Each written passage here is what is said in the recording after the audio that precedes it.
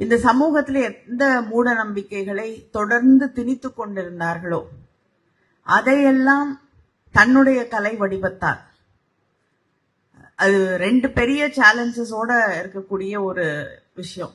ஒண்ணு, இந்த சமூகம் ஏற்றுக்கொள்ளாத கருத்துக்களை பேசக்கூடிய ஒரு வழியை, ஒரு பாதையை அவர் தேர்ந்தெடுக்கிறார். இன்னொன்னு, கொஞ்சம் கொஞ்சமா அருகி வந்து கொண்டிருக்கக்கூடிய மண் சார்ந்த கலை வடிவங்களில இன்னும் அதிகமாக மக்களுக்கு இடையே இல்லாத பொம்மலாட்ட கலையை அவர் தேர்ந்தெடுக்கிறார். இந்த ரெண்டு விஷயத்தையும் அவர் கொண்டு போய் ஒரு வெற்றிகரமாக தமிழ்நாடு முழுவதும், ஏன் திராவிட முன்னேற்ற கழகத்தின் தேர்தல் நேரத்தில் கூட தலைவர் கலைஞர் அவர்கள் கேட்டுக்கொண்டதற்கிணங்க பல இடங்கள்ல அவருடைய இந்த பொம்மலாட்டத்தின் வழியான பிரச்சாரங்கள் நடைபெற்றிருக்கிறது. அந்த அளவிற்கு இந்த இயக்கத்தோடு தன்னை இணைத்து கொண்டு தன்னுடைய கருத்துக்களை, அது பெண் விடுதலையாக இருக்கட்டும், தொடர்ந்து இந்த சமூகம் முன்வைத்துக் கொண்டிருக்கக்கூடிய பல்வேறு விஷயங்களை கேள்வி கேட்கக்கூடிய ஒரு வடிவத்தை, ஒரு வழியை அவர் தேர்ந்தெடுத்து அதில் எந்த காலகட்டத்திலும் எந்த இடத்துலயுமே எந்த காம்ப்ரமைஸும் இல்லாம, எந்த இடத்துலயுமே விட்டு கொடுக்காம தொடர்ந்து, இன்னைக்கு நிறைய பேர் கேள்வி கேட்கிறாங்க. பெரியாருடைய கருத்துக்களை பற்றியெல்லாம் சில பேர் பேசுறாங்க. எனக்கு பெரியாருடைய கருத்துக்களில் உடன்பாடு இருக்கிறது, ஆனால் சில விஷயங்கள்ல இல்லைங்கிறாங்க. அதை ஏன் பெரியார் சில கருத்துக்களை முன்வைத்தார்? கடவுளை எதிர்க்க வேண்டும், அவரே சொல்லியிருக்காரு, எனக்கும் பெரியார் கடவுளுக்கும் வாய்க்கா வரப்பு தகராறு இல்லை,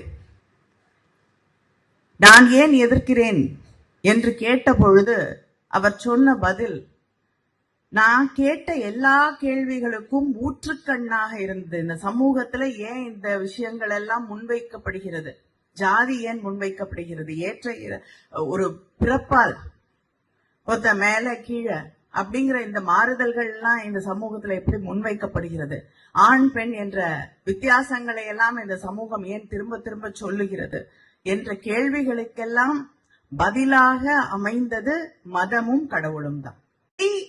உடைத்தவர், கேள்வி கேட்டவர், தகர்த்தவர் தந்தை பெரியார் அவர்கள்.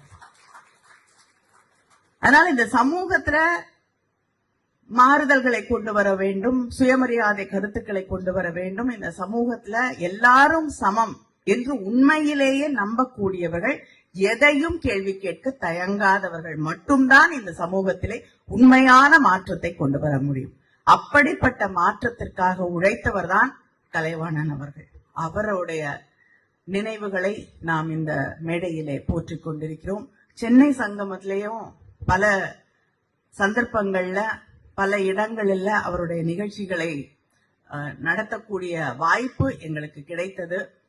அவருடைய கருத்துக்கள் நம்முடைய சமூகத்தில் இருக்கக்கூடிய சாதாரண மக்கள் கிட்ட, பொதுவா இந்த மாதிரி கலை நிகழ்ச்சிகளுக்கு, அதுவும் சிந்திக்கக்கூடிய கருத்துக்களை சொல்லக்கூடிய நிகழ்ச்சிகளுக்கு வெகு சுலபமாக மக்கள் வராத அந்த நேரத்துல கூட அவருடைய கருத்துக்களை கேட்பதற்காக அந்த சென்னை சங்கமத்துல நாங்க நடத்தக்கூடிய அந்த நிகழ்வுகளை கேட்பதற்காக எந்த அளவுக்கு ஆர்வத்தோடு மக்கள் வந்தார்கள் என்பதை நாங்கள் பல நேரங்களிலே பார்த்திருக்கிறோம்.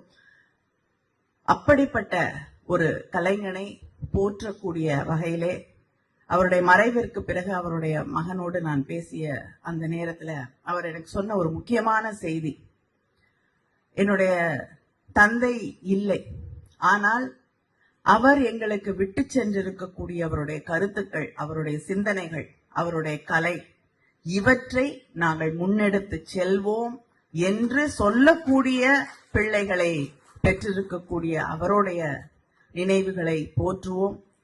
அவருடைய கருத்துக்களை, அவருடைய கலையை அவருடைய பிள்ளைகள் தொடர்ந்து எடுத்து செல்ல வேண்டும். அவர்களுக்கு எங்களால் முடிந்த அளவிற்கு எப்பொழுதும் உறுதுணையாக நிற்போம். நன்றி, வணக்கம்.